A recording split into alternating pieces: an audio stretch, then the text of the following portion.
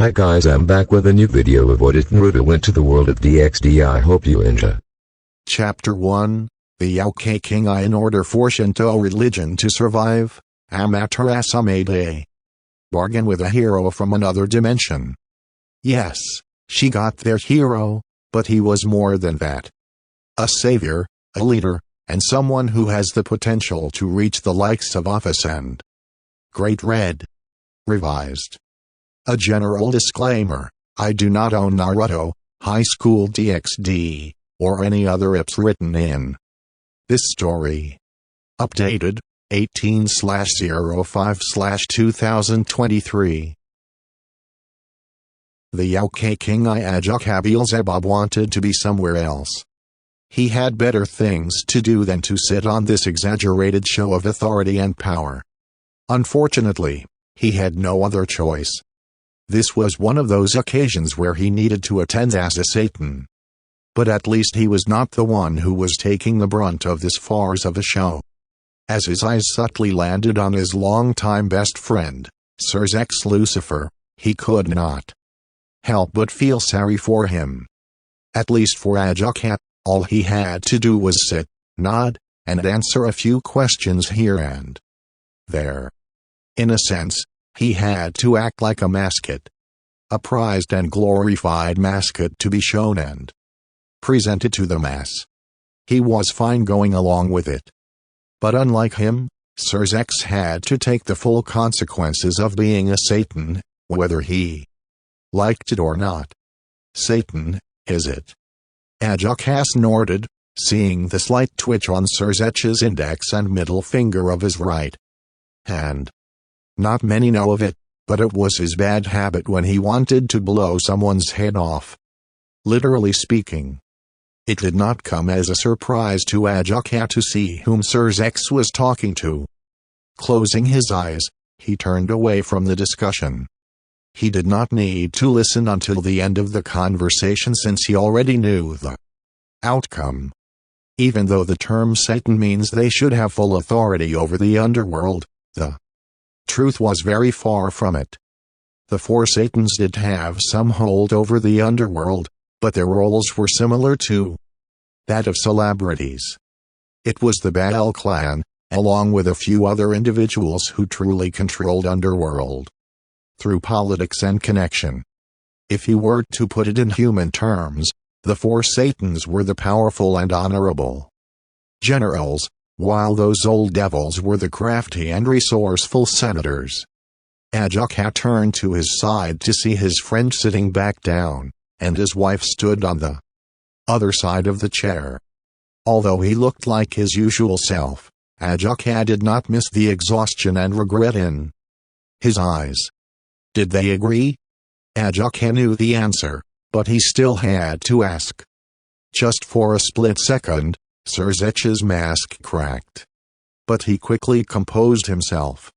After all, his best friend had been handling situations such as these for around 200 years. Putting back the fake smile, he looked down toward the middle of the stadium. They did. Ajakat did not say anything. He did not need to because he knew that there was a but coming. And just like he thought, Sir Zex added the last part a moment later: they want to put on a show first. They want me to intervene at the very last minute. Usually, Ajakat did not care much about others if they were strangers to him. But as he looked down, he unknowingly let out a heavy sigh. In the middle of this vast stadium, the devils created a small stage just for her. The little Nikashao girl was no more than 11 years old. 4 powerful devil guards surrounded her, each holding a chain connected to her body. They were presenting her as if she was a notorious criminal. The girl was not crying anymore, but Ajakat could tell she was terrified. Terrified to the point that she could not express her emotions. It would not be long before she would throw away all those emotions to stay sane. That was not the worst part. All the devils inside the stadium were booing or shouting at the little Nikashao. Some were even making very crude and vulgar remarks. But Ajuka knew many of these devils had taken part in that heinous act the day before. Some should be the ones down there instead of that little girl. But unfortunately, most of these devils were heirs and heiresses, while quite a few lords participated as well. In other words, their hands were tied for the time being. Fortunately, Falbium Asmodeus was personally leading the investigation. He just hoped Falbium would find anything concrete to bring all the guilty ones out in the open. As for punishment, of that, he did not have high hope. It was a mess. It's a mess. Ajuka looked at Sirzex with a raised eyebrow. We are supposed to be different from the old devils, Ajuka. Sirzex murmured, his face still holding that forced smile, but his voice did not. We are supposed to be the civilized ones.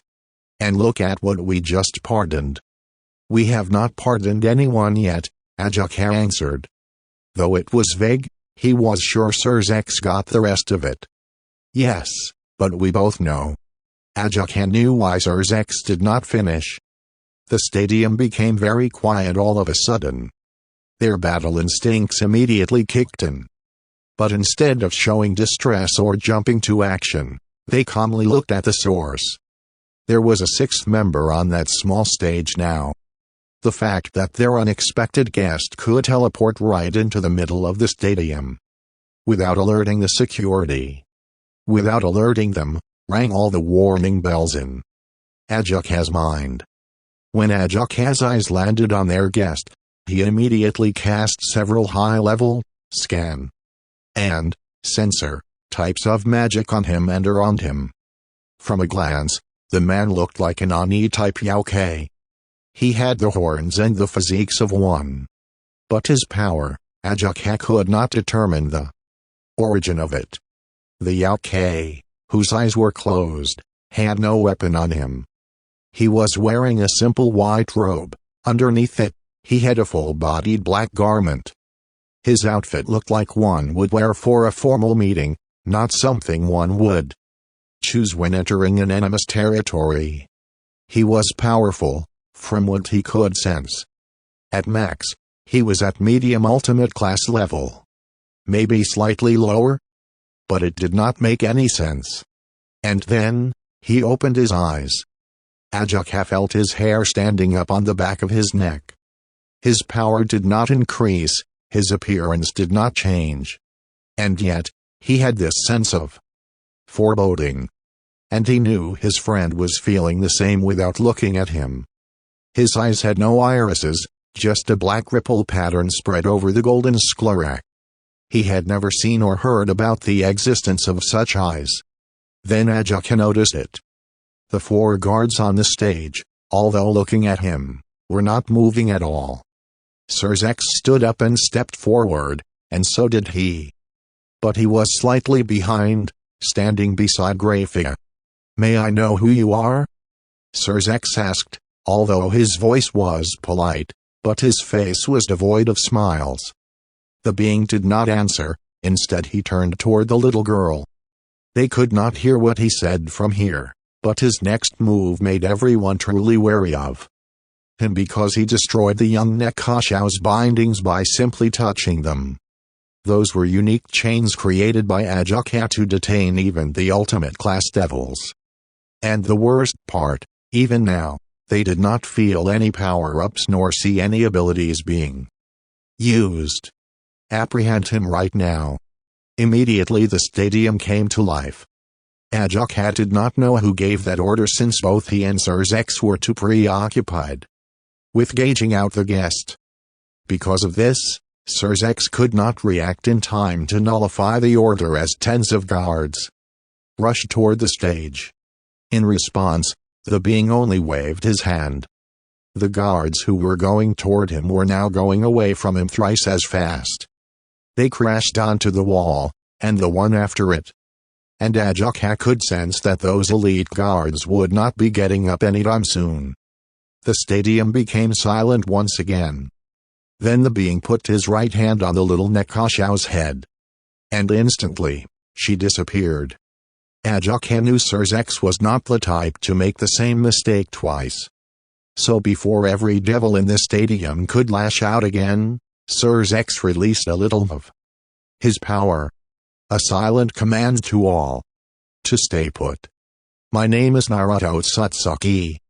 His first sentence answered all of his and Sirzech's questions.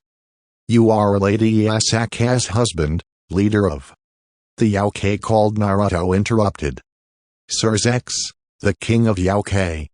Then he turned his head from one side to another. Ajaka had a hunch that it was not just a simple gaze. "And you should know why I am here." His tone did not hold any anger. It was as if he was stating a simple fact. "For the Nekashao incident, I presume." Sirzex turned to look at the speaker. But Ajaka didn't. There was no need since he knew that voice anywhere. It was Zekrom Baal. It was only times like these that he appreciated the old fox. Because when it came to politics, he was the best in Underworld. The Yauke, Naruto, did not respond as if he was waiting for Zekrom to continue. "Seeing that you just deliberately took away the convict's sister, it is safe to assume that you, and in extension, the whole Yauke faction is housing the convict." Ajaka had to give it to Zekrom. The old devil was a master at manipulating and turning the tables during discussions. He was very good at twisting words and pointing fingers. After all, that was how he became the de facto leader of the devils after the death of the original four great Satans. "I will safely return the convict and her sister only if you return the Nekashao clan to us." Zekrom did not stop for a moment. He calmly replied back as if he knew this was coming from miles away, "Are you trying to play a word game here, boy?" Ajaka knew he deliberately belittled the Yauke to get a reaction out of him. Unfortunately, Naruto did not even twitch. Zekrom continued regardless, "If you are here, then you should know what happened to them." "And why?" The self-proclaimed king of Yauke did not reply immediately. It wasn't easy to distinguish his genuine emotions, mainly because of his eyes. And although Naruto was fully facing Zekrom, Ajaka could feel his gaze on him for some reason. It was pretty unsettling. "You are right. I do know what happened to them. But I cannot comprehend the reason behind this. I mean, there was an agreement between the two factions. And as far as I remember, our queen covered all the scenarios in the agreement, even scenarios such as this." Ajaka's eyebrow twitched for a moment. He could sense that Sirzex also got uncomfortable at the mention of the agreement. And just like Ajaka expected, Zekrom once again took control of the conversation. "I do not know what lies the convict told you. But here is the truth. She went crazy while practicing senjutsu and killed her master. She ran away before we could capture her. And later, we found out that most of the Nekashao knew senjutsu to some extent. The devils went to the Nekashao clan to apprehend them to be on the safe side. But they retaliated badly, and things escalated." Naruto did not let him finish. "How can things escalate to the point that not a single Nekashao survived, yet not a single devil was harmed?" This time Zekrom came to a complete stop. And this comment made Ajaka frown. Because the only way Naruto could have known about this was, "And last time I checked, according to your laws, the convict was not supposed to be considered a Nekashao but rather a reincarnated devil." Naruto did not wait for them as he went on. "Also, if she had gone crazy from practicing senjutsu, which is quite laughable to be honest, but I will go along with you, how come she killed only one person? And how was she able to run away?" The silence lingered only for a few seconds, but it felt pretty long for Ajaka. Finally, "Are you saying that I am lying?" Ajaka wanted to avoid where this was going. And he knew neither did Sirzex. Zekrom was trying to rile up other devils. Zekrom's voice was low. To most devils, it was as if the old fox's voice was filled with pride and warning, but Sir Zekrom, he knew that it was nothing but a hoax. I will agree that you are making some valid points. But he took a step forward and let his power out. Not only did you barge in unannounced and took away our prisoner, but now you are mocking me in our territory. Just like that, Sir Zex's hold on the devils inside the stadium till now broke. Who the fuck do you think you are? A lowly Yauke thinks he can talk back to us. Those bitches got what they deserve. And it went on. The once quiet stadium erupted. The anger and the power from the masses were coming in waves. The only reason other devils did not outright attack Naruto was the small barrier Ajakat immediately created between the sitting area and the open field. Sir Zex also flared a bit of his power to warn them again, but this did not have as much impact as the first time. And the Satans did not attack him because of the disturbing feeling they were getting. It was not his power, but something about him did not feel right with them. So, this is your answer. The voice was barely audible. And in the next moment, Sir Zex was in front of Naruto, his right hand trying to grab the Yauke by his face. Ajakat was on behind the Yauke, readying his Kankara formula. He aimed to detain him. Greyfia was on top of the Yauke, gathering her magical energy to create a barrier around them. They finally reacted because, in a split second, Naruto's energy just vanished. From all the way to ultimate class to suddenly nothing. There were only three possibilities. One was that the being died in a way that not even a speck of him remained. The second was that he could be readying a technique that required all of his energy. Third, the most worrying one was that his power went to a level they could not properly sense it anymore. In Naruto's case, Ajakat had a hunch that it was the third case. He wished he was wrong, but he knew it was highly unlikely, meaning the situation had changed. And Ajakat would not sit around and wait for Naruto to pull something in the middle of the stadium, not when 1/3 of the stadium was filled with high-ranking devils. Ajakat moved first, but Sir Zex followed immediately and took the lead. Greyfia was behind to make sure to cover for them. But ultimately, he could not activate his Kankara formula, since Naruto disappeared along with Sir Zex, right before them. Greyfia landed before him. Pure shock and disbelief filled her gaze, which slowly turned to fear. And Ajakat was sure that even his eyes were mirroring Greyfia's emotions. Then he felt it, the sudden change in the atmosphere. A sudden intense pressure fell upon them. And he looked up, at the source. After Zekrom's enticement, the stadium was filled with shouts of anger at Naruto, which a second later should have turned into cries of surprise to see their Lucifer vanishing. But they were not given that time. Almost all the devils were screaming for their lives as a massive meteorite, at least 7 times larger than the stadium, was falling down. Falling down would not be the right word, as the meteorite was barely a few hundred feet above the stadium.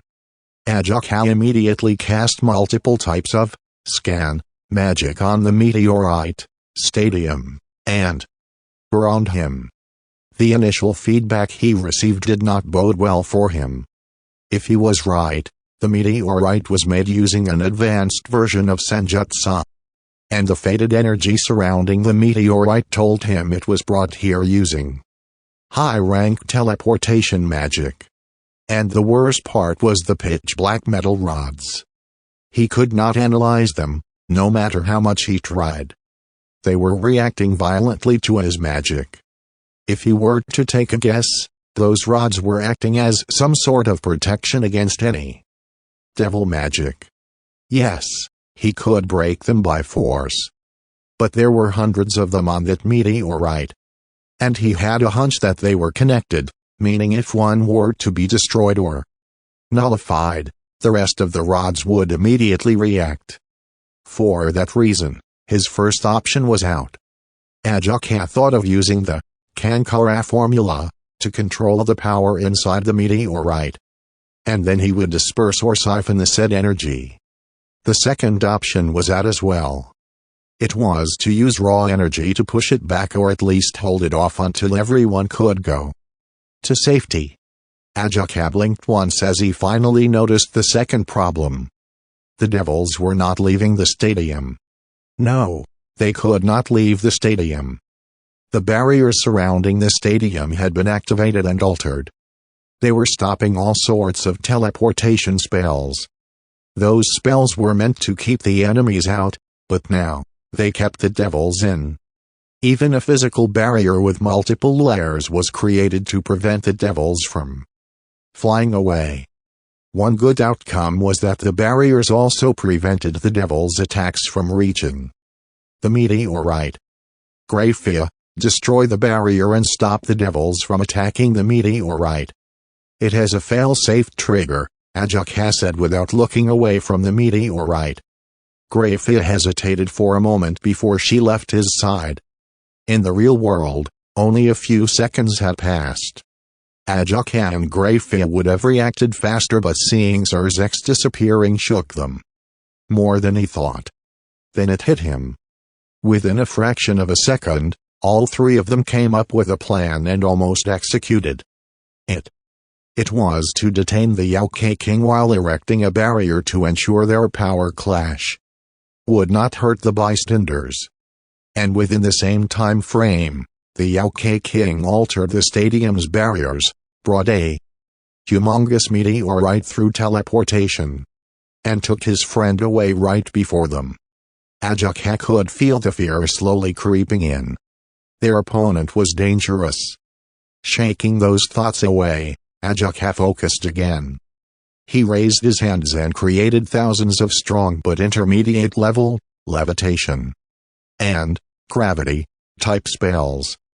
He placed the levitation ones at the lower part and the gravity ones at the upper part of the meteorite. From afar, it looked like he had just created a pseudo-barrier around it. If any direct attack was out of the equation, then all he had to do was stop it indirectly. The trick was to do it subtly to ensure he did not trigger any of those black rods. He aimed to hold the meteorite in place. The levitation spells pushed the meteorite upward, and the gravity spells pulled it upward. He saw the barriers being taken down from the corner of his eye. But Grafia had to calm the devils down forcibly. An arduous task considering she was anything but calm. 1 second turned to 5, then to 10. To Ajaka, it felt like hours.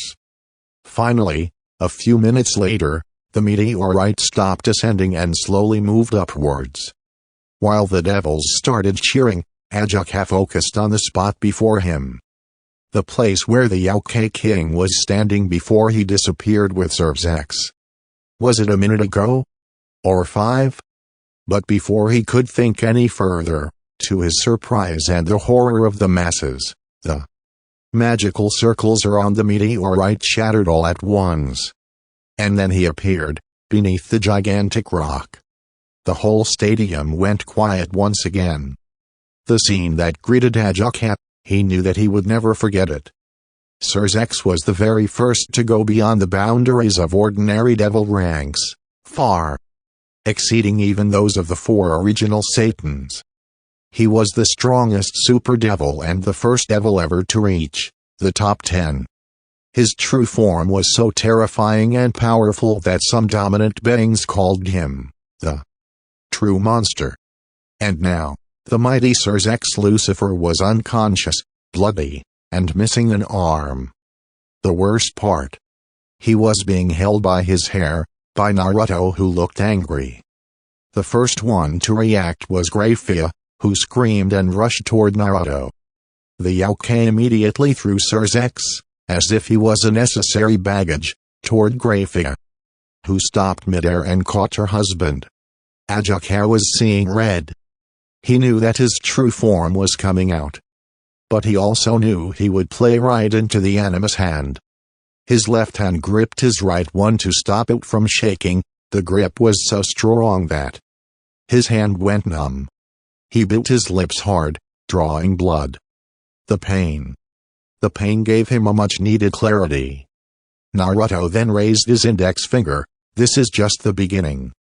I will give you 1 week, no more, no less. It will get much worse if you do not. Thank you for watching. Bye for now, but we will meet in a new video. Take care and please, like and subscribe my channel. His promise. Then he disappeared, along with the vast meteorite. Chapter 2, The Yokai King 2. Your calls have been answered. That felt good. But seriously everyone, wow. Honestly, I didn't think that this story would be so appreciated. Thank you for that. Seeing so many likes and reading those comments felt awesome. Now here's Chapter 02, dive right in. Disclaimer: do not own Naruto or High School DxD, except for the story concepts. Updated, 18/05/2023. The Yokai King 2, you are not very good at this, are you? Amaterasu aside, it was more complicated than she thought. The person before her had the aura of a savior. And his power? She had never seen any human possess such tremendous power. He was easily a lot stronger than her. As for his personality, it was not bad, but it was not what she expected from someone like him. I mean no disrespect, but right now, I am supposed to be heading toward the afterlife. No. I am supposed to reunite with my friends, my parents, my brother. His facial features softened. My wife. Then he looked at her, and although he was smiling, Amaterasu could see that the smile did not reach his eyes. You are asking me to throw away all of that and come to your universe to fight and lead people I do not know or have never met. Although I understand your distress, I have no reason to make such a sacrifice. Amaterasu wanted to rub her forehead. She knew how ridiculous her plea sounded, but she was out of options. The recent civil war of the devil factions had little effect on other large factions. Unfortunately, she could not say the same about the Yokai faction. Many of the Yokai were either forced or enticed to participate in their war. And many of them did not come back. With the way things were going, the Yokai faction would not survive for too long. Fortunately, the old Yokai leader on his deathbed had a divine revelation. A hero not of their world could save them, both the Yokai faction and the Shinto faction. You are right, I am not good at this. Amaterasu decided to try another approach. There was no reason to play the word game with the person she sought help from. And from the looks of it, it seemed that he was not expecting this kind of reply. Regardless, she continued, I am not going to repeat how bad our situation is. I have already shown you. And you know it is the truth since I cannot lie here. So, I will tell you what we will give you for your sacrifice, as you have put it, and what you can achieve in our universe. First, she raised her index finger. When you reincarnate, I will make sure that you receive the treatment of a king and powerful blessings from us right from the start. I know that you are not the type of person who cares about it, but we will ensure that you receive all the support you need, no matter how insignificant it is, from the beginning to the end. As for the so-called end, you can leave our universe whenever you desire. But I want to be clear on this, the gate we have created to come here will be out of power after I return. And as I have shown you, it may take some time to power it up, but it is not impossible. As long as the core fragments are not damaged, He said nothing, so she continued, "Second, I will try my best so that a few of your precious loved ones can be reborn in our universe." That was the first time she saw him getting outright surprised. "But I will tell you this up front. I may only be able to get 2 or 3 people to be reborn in our universe, other than you, of course. And yes, the first point also applies to them." Amaterasu raised her ring finger. "Last but not least, the opportunities in our universe are endless. This is fully up to you, but if you become strong enough, you can jump through all the universes and come here to meet your friends and families without the help of the gate. But I have no hand in this, it is all on you." He was quiet. Occasionally, he would scratch his chin. Amaterasu was fine with this since it showed that at least he was thinking about the offer. Finally, he spoke. "You are quite generous with your offers. Considering our circumstances, this is the least I can do." Amaterasu chuckled. "Fine, you got my attention. But I want to confirm a few things before giving my final decision." His voice was neutral. "Of course." Amaterasu nodded at that. "First, you used the term reincarnate for me but rebirth for others. May I know if there is any difference?" It seemed that he was far sharper and brighter than she thought. With a smile, she answered, "Reincarnate means that you will be born with all the memories from this life intact. In simpler terms, reincarnation means that your soul will change bodies. You will have all your knowledge, memories, and skills, everything spiritual. And in rebirth, the soul will be reborn again. In a way, it is a whole new start for that individual." Seeing him raising an eyebrow, Amaterasu decided to explain it a bit further, knowing what bothered him. "Best if I say through an example. Let's say your wife went through rebirth. She will still be the same kind and gentle person since that is one of her core characteristics. But depending on how she will grow up and how she will handle the events occurring around her, she may become more forward. Who knows, she may become slightly mischievous. Maybe even a bit adventurous." Both his eyebrows shot up. "And she might become more endowed than her previous self." He frowned now, but his lips kept twitching. "Now that's bullshit." Except for Tsunade-bachan, no one came close to Hinata in terms of assets. Amaterasu openly laughed. "You will see for yourself if I am right or wrong. I wish I could also reincarnate them, but I do not have that much power to spare. But like you, she will regain her previous memories if she becomes strong enough. And as I said before, it is all up to the individual in these circumstances." He shook his head slightly. For what reason she didn't know. That's nice to know. Then he relaxed again. "You said I will be given royalty treatment. I am not the type who bothers about these, but I do appreciate your concern. What I want to know is how much will I be monitored?" Amaterasu expected the question but not in this manner. It seemed he was covering all the delicate parts through a blunt approach. "You will not be monitored at all. I, and other major Shinto gods and goddesses, will ask you to perform some tasks. And at the end, we will see the result, not the process." Amaterasu answered truthfully. Seeing the doubtful look, Amaterasu elaborated, "If we ask you to protect our people, we do not care how you do it as long as you get the job done.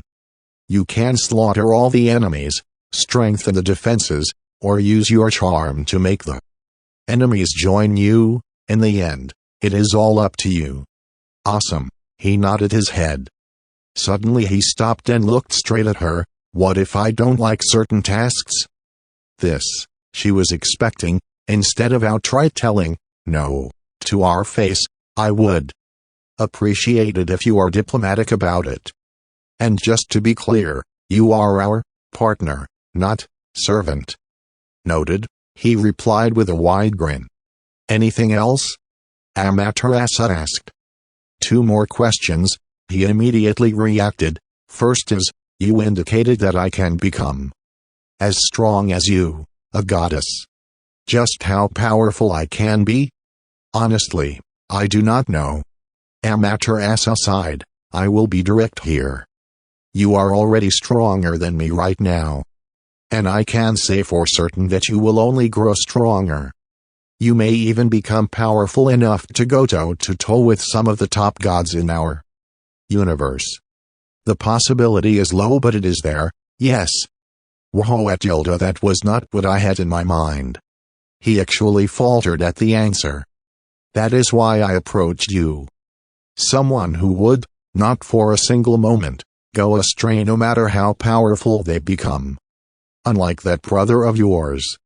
Amaterasu snorted at the end. Hey, Sasuke is a good guy, he just had a very rough childhood. He defended his friend just as she had expected. Seeing her blank stare, he grumbled, Fine, let's change the topic. So, my final question is, how will you reincarnate me? Another question she expected beforehand. So the answer came quickly. If you agree, then I will take your soul to our universe. There I will see which Yaokei body has the best compatibility with your soul.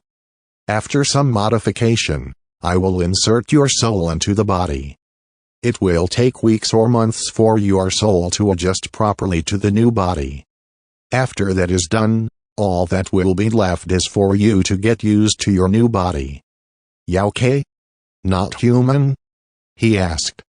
Amaterasu was glad he did not take it that badly. Unfortunately, there are some complications that will make it risky for me to insert your soul into a real human body. The fault is not from our side, mind you. But on the bright side, you can easily live up to hundreds of years as a Yaokei. That's good to know. He nodded slightly. And what about this body modification? That one? Amaterasu grinned. I was thinking of taking a soul sample or two from this universe. Seeing his blank stare, she elaborated, soul sample is something like DNA but in spiritual form. Then combine those with the Yaokei body to create the perfect vessel for you. His fox-like grin stretched from ear to ear, something which she took as a positive sign. So? Do we have a deal? Amaterasu asked. Her tone was delighted. She could not help it. He did not answer for some time and refrained from eye contact. She knew he was thinking, but the silence was too intense for her. Finally, he looked at her. He made a fist with one hand and held it before her. The underworld politics. It was one of the main reasons Ajuka did not want to take the Lucifer title. He would rather be doing something productive than coordinating a council meeting. Unfortunately, with Sirzex incapacitated, he had to hold the line. Currently, he along with the remaining two Satans were listening to the bickering of the clan heads. He leaned back on his chair and watched as Serafal and Falbion were trying desperately to calm down the clan heads. Occasionally, rude comments were thrown at them, but they took them calmly. Usually, Serafal would have retorted back just as harshly and Falbion would not even care, but Ajuka guessed they were feeling guilty for not being at the stadium today. But he knew. He knew that it would not have mattered anyway. Ajuka. You should gather a small platoon of the strong devils and raid Kyoto. Ajuka blinked. He turned to look at the devil who addressed him. Lord Aegers, are you talking to me? He ensured that his tone hinted that the old devil was going out of his line. But it seemed that his hint had not gotten through. Are you even listening to us? This time Lord Barbatus shouted. It was not just him. Most of the lords were quite furious with the situation. And who wouldn't be? A single Yaokei came out of nowhere and destroyed their power standing in the supernatural world in mere minutes. And through some twisted logic, the Devil Clan heads blamed this disaster on the young Satans. Ajak's lips twitched, just for a brief moment. Then he let out his power. This was not the first time a Satan would release their power to take back control of the council. But there was a slight difference this time. Unlike Serzex or his other friends, Ajak did not filter his power. After all, he was in no mood to play the politics game. The hall immediately became deathly quiet. "Are you sure it is a good idea to take that kind of tone with me, a Satan?" Ajak let out a humorless chuckle. "According to the law, which all of you agreed on, if Serzex is incapacitated, I have to take over the lead. Since it has never happened, I should get this out of the way. I am not Serzex. I will handle the situations differently from Serzex." Then his gaze went over all the heads, most of whom had difficulty breathing. Srafal and Falbum were fine, somewhat, but they were mostly surprised. "Lord Beelzebub, I think this is enough." Ajak gave a sideway glance to Zekrim Baal. He was also one of the few not significantly affected by his power. But he could still see the sweat glistening on the old Baal's forehead. The tone sounded humble, but Ajak knew it had power behind it. Unlike theirs, pure raw power, the old Baal's power came from his wisdom and shrewdness. Regardless, Ajak backed down. The situation was already out of their control, no need to add more fire to it. Ajak waited for everyone to compose themselves. It took a minute or two for everyone to get back on their feet, figuratively speaking. But no one started any more commotion. Receiving a nod of acknowledgement from his fellow Satans, he began, "Now that I have your undivided attention, I want to discuss one fact before going to the main point." He discarded the murmurs of disagreement and continued, "We had an agreement with the Yao-Ke faction 5 years ago. A simple non-aggression pact and acknowledgement of the lands belonging to the 3 Yao-Ke clans. The Nekashao, the Karawan-E, and the Arachan. The reason they were staying in the underworld was because they were born here. The only changes in the contract were made 1 year ago.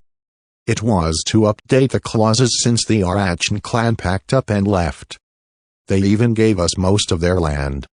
I think it was done with good intentions. And how did we repay that good intention? We all agree that the Nekashao incident was a blunder on our part. But this is not the time to point fingers." Zekrim stood up for the devils once again. Ajak sighed and looked at Zekrim straight in the eyes. "Unfortunately, I have to disagree on that strongly, Lord Zekrim Baal." Not waiting for his retort, Ajak turned away. "I know all of you are angry, but not more so than Lord Grimmery and me. After all, because of the sheer stupidity of some devils, my best friend, his eldest, is now in a coma. So, you want us to apologize?" Zekrim asked. His voice did not have a prettiful tone but a subtle challenging one. After all, it was impossible for the 4 Satans to ask of that from the general devil populace. It started as a slight chuckle but soon turned into full-blown laughter. Ajak could not help it. He knew he was scaring the shit out of all the clan heads, but it was just so ridiculous. The ignorance. When his laughter was under control, he looked at all the lords. It was subtle, but most clan heads had wary expressions. He stood up, and everyone flinched. "It seems not a single of you understands the true depth of the situation. Although in the contract, we were given some leeway, it was stated there, over and over again, that not a single Yao-Ke should be harmed or face injustice. They even stated, which we agreed on, that in the worst-case scenario, we are only allowed to barricade their clan home, nothing more. In that scenario, the leaders of the Yauke faction would reach out to us directly to settle the matter as peacefully as possible. Then Ajuka turned to Zekrom. You have seen him today, talked to him, saw what he did. Do you really think he wants an apology after what the devils did? If Ajuka was not looking at Zekrom intently, he would have missed the old Baal's surprised look. But it came and went so fast that he was sure no one else saw it. What do they want then? Lord Grimmery spoke up. He was the quietest among the clan heads today. It was understandable. Since this was the first time Lord Grimmery had seen his son like this, not even in the Civil War did Sir Zex ever lose this badly. As I stated before, I am quite furious. I want to go to Kyoto and kill that bastard for what he did to my friend who had nothing to do with this incident. Consequences be damned. Ajuka's gaze sharpened, and his body trembled momentarily as he remembered that scene. Once again. But it's not that simple, is it? It seemed that Zekrom was finally starting to see how bad the situation was. But still, to Ajuka, the old Baal barely uncovered the surface. With all the information I have so far, I was able to come up with around 200 different scenarios. In 2/3 of those scenarios, this incident blows out of proportion and turns into a full-scale war. And at best, the final outcome of this conflict is, from all those scenarios regardless, if it turns to war or not, both factions come to a tie with minimum losses on both sides. Ajuka stopped just for a second. It was not for a dramatic reason. He stopped because even he knew how ridiculous it sounded when the words came to his mind. But that was the cruel truth. With a heavy sigh, Ajuka finished, and at worst, we, the Devil faction, will face extinction. It took a few seconds for the words to sink in. And when the clan heads finally emerged from their stupor, the hall erupted in chaos. Ajuka thought of using his previous method of taking back control. But one devil beat him to it. Zekrom only stood up, and most of the devils quieted down, not entirely as they were murmuring among themselves. But this alone shows how much authority and respect he possessed. He did not turn to face other lords, just looked at Ajuka wearily, as much as I would love to call it bullshit. I know just how good you are at predicting future events. So, can you tell us how and why you think these Yaukais can win against us? Politics and convincing devils were not Ajuka's forte. But explaining was.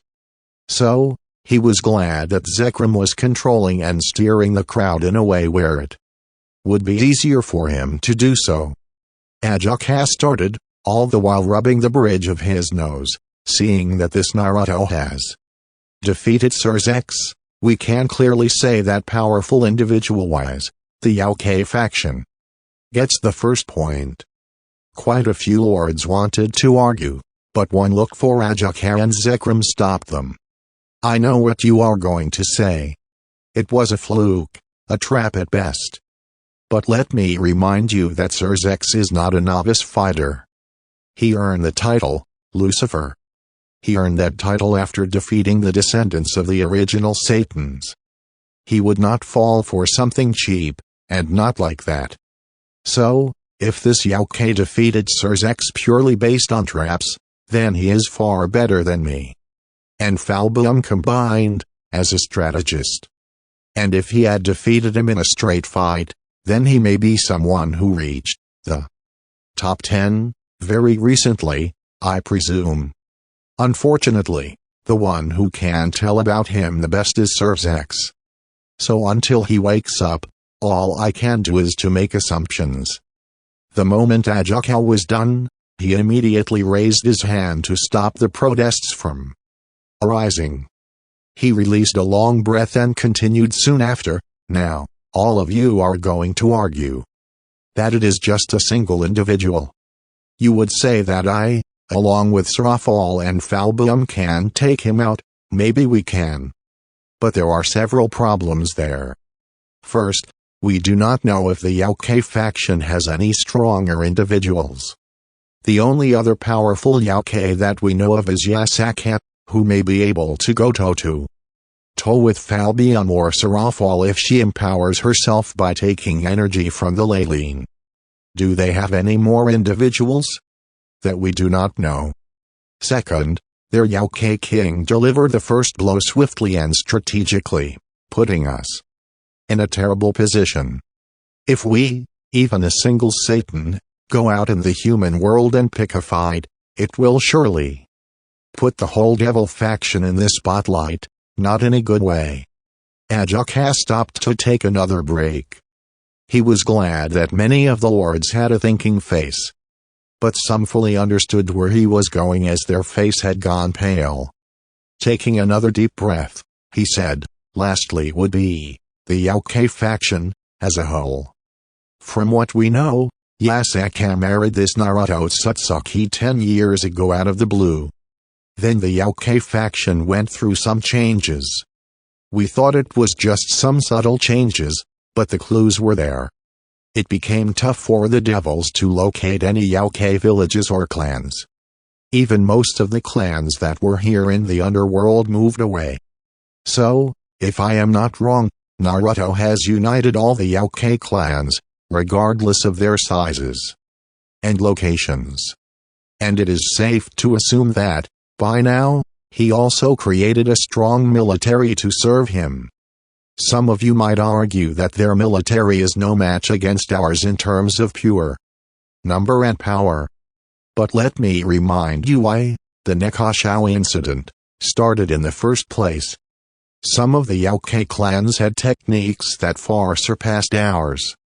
So, if Naruto militarized these clans, our soldiers will have a hard time against them. By the time he was finished, the hall had become very quiet. Some pictured the whole scenario and became nervous, and some were still processing the idea that there was a chance that the devils would lose against the Yaokei faction, a faction that they thought was small and insignificant. Will it not be better to strike first, like a covert operation? I mean, we know they are in Kyoto, right? Lord Phoenix stated. Do we? Ajaka let out a tired chuckle. If you did not notice, in the contract they stated themselves as the Yaokei faction, instead of the Kyoto Yaokei faction, like before. There is no concrete proof, but I am sure Naruto had moved their main base. How can you be sure? Lord Citrui asked. Because I would have done it. Silence reigned once again. A few minutes passed, but no one uttered any words. Even Srafal and Falbium became speechless. Finally, Zekrom spoke up. So, what do you suggest we do? Ajaka did not answer immediately. He just maintained eye contact with Zekrom for a few seconds. Then he looked up and let out a heavy sigh. We prepare for war but hope it does not come to it. It seems not a single of you understands the true depth of the situation. Although in the contract, we were given some leeway, it was stated there, over and over again, that not a single Yaokei should be harmed or face injustice. They even stated, which we agreed on, that in the worst-case scenario, we are only allowed to barricade their clan home, nothing more. In that scenario, the leaders of the Yaokei faction would reach out to us directly to settle the matter as peacefully as possible. Then Ajaka turned to Zekrom. You have seen him today, talked to him, saw what he did. Do you really think he wants an apology after what the devils did? If Ajaka was not looking at Zekrom intently, he would have missed the old battle's surprised look. But it came and went so fast that he was sure no one else saw it. What do they want then? Lord Grimmery spoke up. He was the quietest among the clan heads today. It was understandable. since this was the first time Lord Gremory had seen his son like this. Not even in the Civil War did Sir Zex ever lose this badly. As I stated before, I am quite furious. I want to go to Kyoto and kill that bastard for what he did to my friend who had nothing to do with this incident. Consequences be damned. Ajuka's gaze sharpened, and his body trembled momentarily as he remembered that scene. Once again. But it's not that simple, is it? It seemed that Zekrom was finally starting to see how bad the situation was. But still, to Ajuka, the old Baal barely uncovered the surface. With all the information I have so far, I was able to come up with around 200 different scenarios. In 2/3 of those scenarios, this incident blows out of proportion and turns into a full-scale war. And at best, the final outcome of this conflict is, from all those scenarios regardless, if it turns to war or not, both factions come to a tie with minimum losses on both sides. Ajuka stopped just for a second. It was not for a dramatic reason. He stopped because even he knew how ridiculous it sounded when the words came to his mind. But that was the cruel truth. With a heavy sigh, Ajuka finished, and at worst, we, the Devil faction, will face extinction. It took a few seconds for the words to sink in.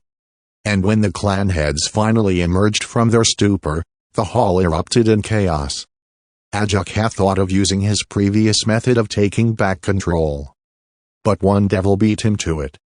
Zekrom only stood up, and most of the devils quieted down, not entirely as they were, murmuring among themselves. But this alone shows how much authority and respect he possessed. He did not turn to face other lords, just looked at Ajuka wearily, as much as I would love to call it bullshit. I know just how good you are at predicting future events. So, can you tell us how and why you think these Yaukais can win against us? Politics and convincing devils were not Ajuka's forte. But explaining was. So, he was glad that Zekrom was controlling and steering the crowd in a way where it would be easier for him to do so. Ajuka started, all the while rubbing the bridge of his nose. Seeing that this Naruto has defeated Sir Zex, we can clearly say that powerful individual-wise, the Yaukei faction gets the first point. Quite a few lords wanted to argue, but one look for Ajuka and Zekrom stopped them. I know what you are going to say. It was a fluke, a trap at best. But let me remind you that Sir Zex is not a novice fighter. He earned the title, Lucifer. He earned that title after defeating the descendants of the original Satans. He would not fall for something cheap, and not like that. So, if this Yaukei defeated Sir Zex purely based on traps, then he is far better than me and Falbum combined, as a strategist. And if he had defeated him in a straight fight, then he may be someone who reached the top 10, very recently, I presume. Unfortunately, the one who can tell about him the best is Sir Zex. So until he wakes up, all I can do is to make assumptions. The moment Ajuka was done, he immediately raised his hand to stop the protests from arising. He released a long breath and continued soon after, now, all of you are going to argue that it is just a single individual. You would say that I, along with Srafal and Falbum can take him out, maybe we can. But there are several problems there. First, we do not know if the Yaukei faction has any stronger individuals. The only other powerful Yaukei that we know of is Yasaka, who may be able to go toe-to-toe with Falbum or Srafal if she empowers herself by taking energy from the Leyline. Do they have any more individuals? That we do not know. Second, their Yaukei king delivered the first blow swiftly and strategically, putting us in a terrible position. If we, even a single Satan, go out in the human world and pick a fight, It will surely put the whole devil faction in the spotlight, not in a good way. Ajoka stopped to take another break. He was glad that many of the lords had a thinking face. But some fully understood where he was going as their face had gone pale. Taking another deep breath, he said, lastly would be the Yauke faction, as a whole. From what we know, Yasaka married this Naruto Satsuki 10 years ago out of the blue. Then the Yauke faction went through some changes. We thought it was just some subtle changes, but the clues were there. It became tough for the devils to locate any Yauke villages or clans. Even most of the clans that were here in the underworld moved away. So, if I am not wrong, Naruto has united all the Yauke clans, regardless of their sizes and locations. And it is safe to assume that, by now, he also created a strong military to serve him. Some of you might argue that their military is no match against ours in terms of pure number and power. But let me remind you why the Nekashao incident started in the first place. Some of the Yauke clans had techniques that far surpassed ours. So, if Naruto militarized these clans, our soldiers will have a hard time against them. By the time he was finished, the hall had become very quiet. Some pictured the whole scenario and became nervous, and some were still processing the idea that there was a chance that the devils would lose against the Yauke faction, a faction that they thought was small and insignificant. Will it not be better to strike first, like a covert operation? I mean, we know they are in Kyoto, right? Lord Phoenix stated. Do we? Ajoka let out a tired chuckle. If you did not notice, in the contract they stated themselves as the Yauke faction, instead of the Kyoto Yauke faction, like before. There is no concrete proof, but I am sure Naruto had moved their main base. How can you be sure? Lord Citrui asked. Because I would have done it. Silence reigned once again. A few minutes passed, but no one uttered any words. Even Srafal and Falibion became speechless. Finally, Zekrom spoke up. So, what do you suggest we do? Ajoka did not answer immediately. He just maintained eye contact with Zekrom for a few seconds. Then he looked up and let out a heavy sigh. We prepare for war but hope it does not come to it. The Avalon Kingdom, Naruto. Lord Naruto. Naruto-kun. The gentle touch on his shoulder broke him from his trance. Naruto looked around to see the concerned faces staring back at him. With a sigh, he lightly tapped the hand on his shoulder. Are those two girls fine? She smiled. They are fine. The little one may need additional treatments, but they will get back on their feet in no time. Naruto knew he had already asked this question more than 10 times. And each time, she would answer it in full and in a tender tone, without a slight hint of any irritation. That's good. Lord Naruto, he turned toward the voice, this is a dark time for us. And we need you more than anything. So, please, do not blame yourselves for what happened to the Nekashao clan. August, even if you say that, the fact remains that I have to shoulder those deaths. I should have tried harder to bring them back instead of making that agreement. Naruto leaned on his chair. Yasaka's gentle touch on his hair was helping more than he thought. He knew he should ask her to take her seat in this formal meeting rather than staying beside him and babysitting him. But he badly needed this, and everyone in the room knew it. You gave the devils a chance. You wanted to see the best of them. August added quietly. And the Nekashao clan paid the price, Naruto replied. He could not help but let out a mocking smile. They paid the price with their lives because of my naivety. It's not your naivety. Her voice calmed him down again. This is who you are. You always look for the best in people. You always see beyond their races and labels." He wanted to argue, but she put a finger on his lips and continued with a gentle smile. "And because of that, because of you, this is where we are." A miracle even by God's standard. When Naruto looked down, she used the same finger to lightly bring his gaze back up. "Again, I know that this is a tragedy. A tragedy that none of us wanted to happen. But it did happen. If you want to make up for it, then give the Nekashao clan the justice they deserve, in your own way. Make sure that those two girls will smile for the rest of their lives. I know you can and will do it. And regardless of the final outcome of this incident, I know you will become a better man, just like always." He and Yasuke held their gazes for some time. Finally, Naruto broke their eye contact by closing his. He wanted to hug his wife now. He wanted to bask in her presence, take shelter in her aura, but now it was not the time. With that in mind, he turned to the last person, Jiraiya. "How far is it? By tonight, every supernatural faction will know the truth about the Nekashao incident." The answer was swift and to the point.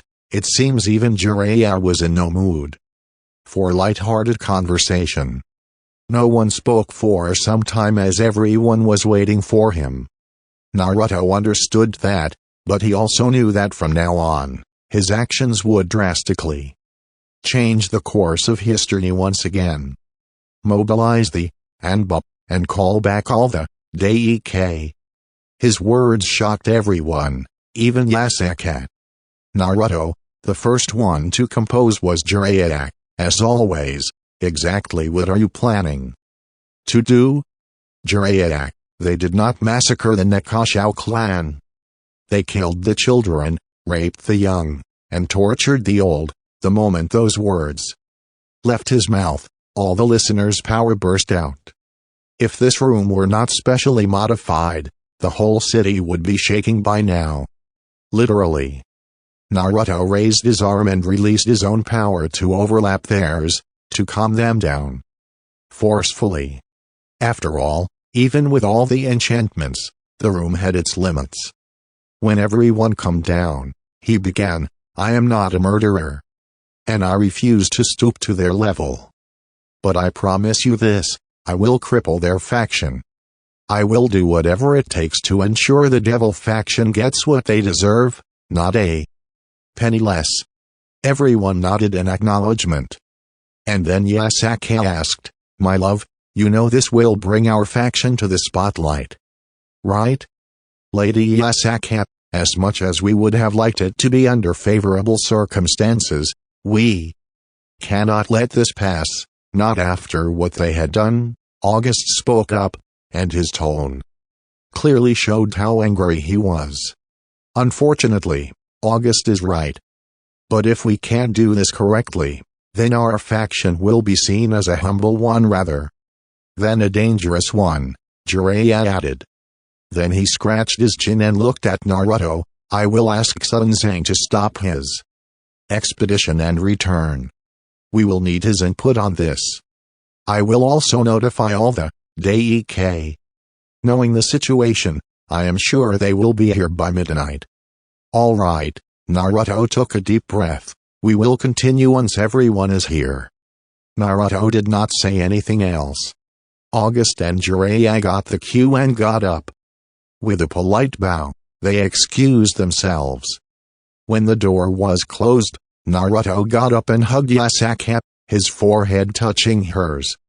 Yasuke closed her eyes and gave him a knowing smile. Naruto felt himself calm down as Yasuke's divine energy started entering him. The reason why his mind and energy were so agitated was because of Senjutsu. In this universe, Senjutsu would take in the malice and ill will floating around the world. It was bogus if he was being honest, but there was nothing he could do about it. Usually, it would only affect him if he focused on it.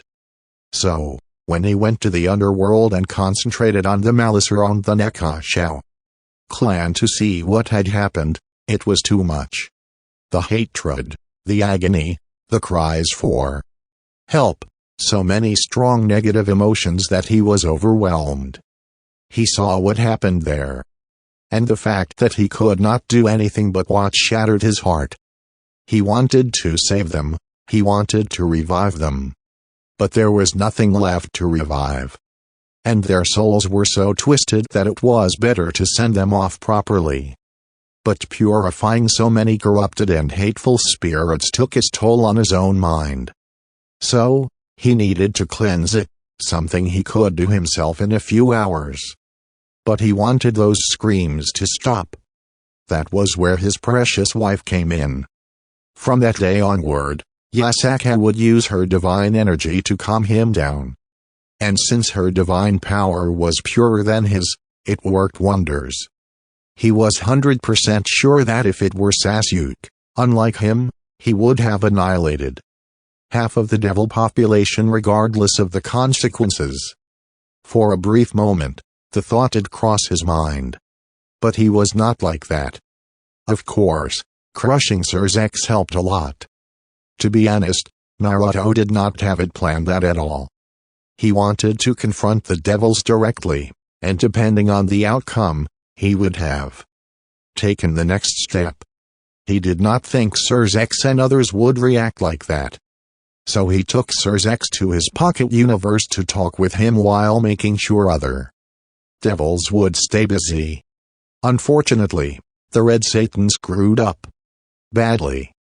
The fault lay with him as well, but the moment Sirzex uttered those words, Naruto lost it. He became so angry that he did not think about the consequences, he did not know about the difference in their power level. He did not think at all. He just lashed out with everything he had. He was glad that Sirzex activated his true form right at the start of the fight. Otherwise he would have delivered a corpse rather than a battered comatose body. He screwed up in the fight, and he knew it. Some would say that it was not his fault. After all, who would believe that the almighty Sirzex, in his true monstrous form could not even survive a minute against him? Naruto underestimated his own power. But regardless, he was not frustrated because of what he did to Sirzex, not after what his faction did to the Nekashou. He was just frustrated at himself. My love. Feeling the gentle touch on his cheek, Naruto opened his eyes and met his wife's concerned gaze. With a smile, he stepped back and kissed her forehead. I am fine. Yasaka smiled back, caressing his face. It's all right, my love. I know that you need to rest right now, more than anything. But you have to report to Lady Amaterasu about this first. Naruto nodded and took a deep calming breath. I will meet her now. He paused and then looked at her. How's Kun now? She is fine, Naruto. You just did not see her for one day. Before Naruto could retort, Yasaka put a finger on his lips. I know that you will feel guilty if you see her now. She will remind you of all the innocent children you could not save. Naruto looked away at that statement. His wife really knew him well. I will clean up your schedule for a few hours. After the meeting with Lady Amaterasu is done, come to me. I will relieve you from all those memories. Naruto nodded in acknowledgement. Giving him a light kiss, she took some steps away from him. It seemed she meant he had to go now. With a sigh, he gave her a tired smile, and she returned the gentle one. Naruto released a breath through his mouth and straightened his posture. He cut the tip of his index finger using the nail from his thumb. And as a single drop of blood came out, Naruto's hand blurred as he created a complex magic symbol. When he was done, he put his palm on top of the circle and just waited. The last thing he saw before his surrounding changed was Yasaka's smile. Quite a mess, is it not? It is, Naruto answered after he made a polite bow toward Amaterasu, his patron goddess. Right now, he was at her main office. Only a few had direct access to this place, including him. But he did not sit down immediately.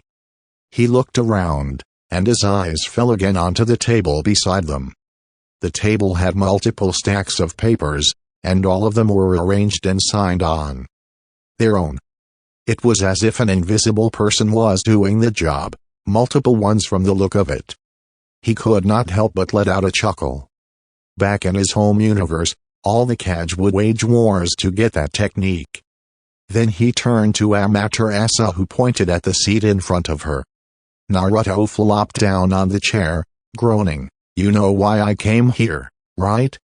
Amaterasu waved her hand and the spacious room glowed. After she was done, Naruto gave her a look who understood the meaning and nodded her head. In response, he looked to the side and saw the change in his eyes in the mirror. His normal azure irises faded away. His white sclera was soon replaced with a golden hue, and the black rings spread out from the middle of his pupil. He did not know why his Rinnegan had a golden hue unlike the normal silver-purple one. It was a mutation, yes, but only appearance-wise. He did not receive any unique powers yet. When the transformation was over, he looked over her room to ensure it was tight and secure. When he saw it was, he nodded at Amaterasu. "I know why you are here," Amaterasu sighed. She paused momentarily before starting. "All the Shinto gods and goddesses truly feel sorry for what happened to the Nakashao clan. But they aren't sure if it is the right time to come out." Naruto understood the problem, but he wanted to hear directly from her. And it seemed she got the cue. The Shinto faction was never anywhere near the top, be it power or authority-wise. But now that we came so far because of you, everyone fears losing you. You think I will lose? Naruto arched an eyebrow. Against the devil faction, no. But what if the whole biblical faction or the Hindu faction starts to aim for you? You have seen how greedy and crafty those two factions are. Amaterasu explained. I am not sure about the Hindu faction as a whole, but I know for a fact that the Trimurti will not come after me. On the contrary, Shiva will willingly defend me if the situation worsens. As for the biblical faction, then Naruto gave his trademark fox-like grin, I do not think they will come after us immediately. Not after seeing our faction's spectacular appearance. Oh tilde, Amaterasu leaned onto her chair, another of your unexpected strategy. Naruto chuckled openly at that. The Grigori faction, do you think it's true? Azazel looked up from the note to meet Tabio's gaze. The boy was confused and angry. He could not blame him, any normal person would be. With a sigh, the fallen governor pointed at the seat in front of him with his head. While Tabio was sitting down, he created a small fire on his palm and burned the note. So? Yes, it's true. The massacre did happen yesterday. Tabio clenched his fists when he heard Azazel's answer. His black hair shadowed his eyes, his voice trembled. I thought they were different from the old devils. The current 4 Satans are young. Contrary to everyone else's beliefs, they do not have full control over the general devil populace. Azazel's voice was tired. That's a shitty excuse. Tabio barked. 1 or 2 Nakashao is one thing, but the whole clan? No matter the consequences, the Satans should have intervened. Yes, they should have. And now they are paying the price for it. Dearly. Tabio blinked. Then he frowned. What do you mean by that? Azazel did not answer immediately. He took the Hellblazer bottle from the table between them and refilled his wine glass. As he put the bottle back down, he looked at Tabio. Do you want some? This is going to take a while. I am fine, Tabio immediately rejected. Also right now, I do not feel like touching anything that belongs to the underworld. Suit yourself, we might not be getting this for some time, Azazel chuckled dryly. Azazel, The fallen governor knew Tabio was not impatient. But this was one of those sporadic cases. I received a letter from Sarafal. The Yokai king made a spectacular entrance and had put Xerxes in a coma. He gave a hearty laugh when he saw Tabio physically reading back at his words. He couldn't blame the boy, even he had almost the same reaction. Xerxes Lucifer was put in a coma? Tabio's tone was that of disbelief. Up. According to Sarafal, he was kidnapped right under their nose, and 5 minutes later, his bloody unconscious body was returned. She did not say how badly he was injured, just that his condition is now stabilized, but he is still in a coma. Azazel paused to take a small sip from his glass. He savored the taste briefly before adding the last part, and one person did all of this. Tabio did not say anything back for a minute or two. Azazel understood that he was processing the thought that one of the strongest amongst the three factions was easily defeated, who also made his way to the top 10. Wait, doesn't it mean that the Yokai faction has someone who is amongst the top 10? Azazel smirked at Tabio's assumption. And he knew that his protege was almost there. Tabio let out a small breath when he saw the grin on Azazel. This is not going to end. Well, is it? My boy, the Nekashau incident will be the catalyst for a new change in the supernatural world. And it will be a drastic change, I can guarantee you that. Azazel took another sip, his eyes gleamed with amusement. He knew that Tabio would understand the meaning behind his tone and gaze. So, what am I missing? Azazel chuckled. Now only if Tabio were interested in women, then he would have made the perfect protege. But that thought was for later. Now he had a history lesson to give. What do you know about Naruto? Not much. All anyone knows about him is that out of nowhere, he married Yasaka 10 years ago. His answer made Azazel's mood sour, making Tabio groan. Come on now, don't get sidetracked. You wouldn't understand, she was my second love. Azazel pouted. It was lust, not love. Tabio corrected it, and it sounded more like an automated response. HMPH. Azazel loudly snorted, you haven't seen her, all right. She is the only woman besides Gabriel with a perfect body, a full 10 out of 10. And I have seen a lot of women. She even has that thing, you know, Azazel grumbled as he clenched his fist, a gentle aura with a killer body. That combination is lethal for any male, I tell you. You are just frustrated that someone got her. Tabio sighed. I should have tried harder. I thought she was an unobtainable flower like Gabriel. Azazel released a deep breath, and his shoulders slouched down so much that he looked like a deflated balloon. You done? The fallen governor gave a flat stare to his pupil. With a grumble, he chugged down the rest of the wine and refilled it again. I wanted to bash her husband's head so badly. But I did not do it only because I knew he would be the one bashing me. Azazel gave an embarrassed chuckle, and seeing the frown on Tabio's face, he shook his head. No, I knew he was stronger than me, but I did not know he was this strong. How did you know he was stronger? Azazel did not answer. It was not that he did not want to, but he was trying to see how he should start. Do you know August, the first Fa? Azazel asked all of a sudden. Yes, Tabio answered, confused.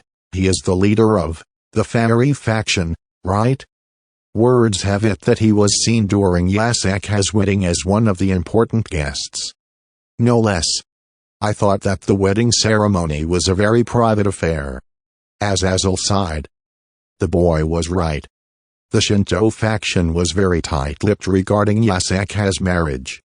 No one knew precisely where and when the ceremony took place. It was done in such a fashion to avoid the necessary commotions. Because Azazel was not the only one who was smitten by the shrine maiden, There were quite a few from different factions who wanted the gentle Yao Ke. Some of them were pretty powerful and dangerous. With a sigh, Azazel tilted his wine glass toward the boy. Tabio, this is just an assumption, a really mind-breaking one if he was being honest, but from all the clues I gathered, I think the Fairy faction and the Yao Ke faction have merged. What? The shock was so much that Tabio stood up, his eyes bulged out. Are you serious? Azazel just nodded. Tabio just stood there with his mouth open for a few seconds. Finally, he sat down tiredly. Won't this merging make this new faction as strong as one of the gods' factions? Azazel nodded to confirm Tabio's question. It was not a ridiculous notion. After all, right after the three factions and all other mythological gods' factions, the Yao Ke faction and the Fairy faction were the top two factions in terms of power and size. The Vampire faction was also one of the top ones before the separation. With a chuckle, Azazel added, also, there was this rumor that the Yao Ke king gave Shamat a beating for insulting Yasakat. These are just rumors and assumptions, right? Tabio asked. He could not help but snort at that. Such a naive boy, brat. Every rumor has some truth in it. And the assumptions, they are created based on the hints left behind by the original events. Tabio nodded. Azazel could see that the boy was processing everything. Usually, he was faster, but this time, there was just too much outrageous information. Tabio sighed loudly. Will this start another war? The jolly expression entirely left Azazel's face. I won't lie to you. There is a chance. And it may escalate to the point that even the Grigori and the Heaven will have to join. Unwillingly, of course. But this depends fully on the Devil faction and the Yao Ke faction. Shouldn't we try to stop it? Tabio said, more like he pleaded. Azazel shook his head. Unfortunately, the Yao Ke king already took a few steps. Seeing the inquiry look, he asked, the note Sun Wukong gave stated that the news is spreading throughout the supernatural world, right? Yes, Tabio firmly nodded. He said that to me also. I believe that by tomorrow almost all the factions will know of the Nekashao incident.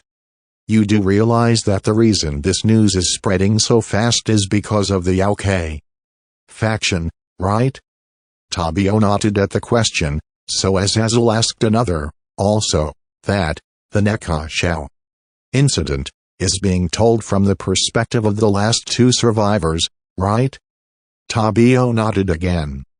This time Azazel smiled as he asked the last question, but did the Yao Ke point out, in any way, that their king has defeated the Surzex Lucifer? Tabio blinked.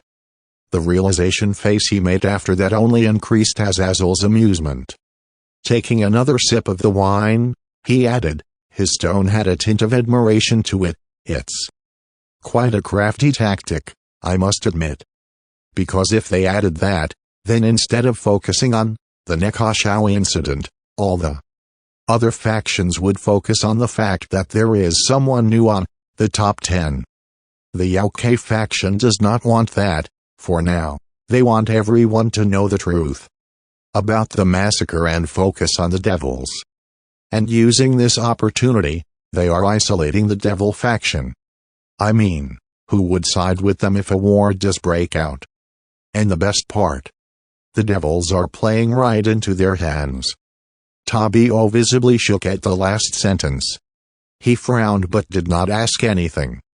With a chuckle, Azazel started elaborating, the devils will not release the fact that Surzex was beaten. Even if they did, they will not admit that he was beaten fair and square. They will come up with excuses. Same for the Nekashao incident. They will try to come up with excuses. Lastly, they will send platoons, mostly to recon or to have small skirmishes to gauge out their opponent. Even though this is the right way, but to other factions, it will only seem like the devils are using baseless excuses to go to another war. A look of realization came to his pupil as he pointed out, so when the Yao-Kai faction strikes back hard, no one will side with the devil faction. Azazel nodded, satisfied that Tabio could come to the correct conclusion. So, what are you going to do? Azazel raised an eyebrow at the question, seeing which Tabio went on, I am sure Serafal did not send you a simple message regarding only Sir's X condition. She asked for your help, right? Ah, Gilda, he is getting better, though he did not say it out loud, as Azazel let out another pleased smile. Yes, she asked for my help. While I like the current Satans, I will not put the Grigori into the crossfire for their incompetence. I will just say that the Yao-Kai faction has become strong, through hints mind you, so they should be careful. Also, if they want to come out clean, they should deliver capital punishments for those who participated in the massacre, regardless of their status. Tabio once again just stayed silent and processed his words. And it seemed he had given too much to the boy for one night. His protege stood up, gave a slight bow to him, and walked toward the door. To others, it would seem like a sign of disrespect, but Azazel did not mind. He knew that the boy badly needed to get some fresh air. That was why he did not stop him. He also knew that when Tabio cooled down, he would come again. Azazel took another sip of the famous wine. He looked at his half-empty glass and sighed, too bad I am not going to get this anytime soon. Thank you for watching. Bye for now, but we will meet in a new video. Take care and please like and subscribe my channel.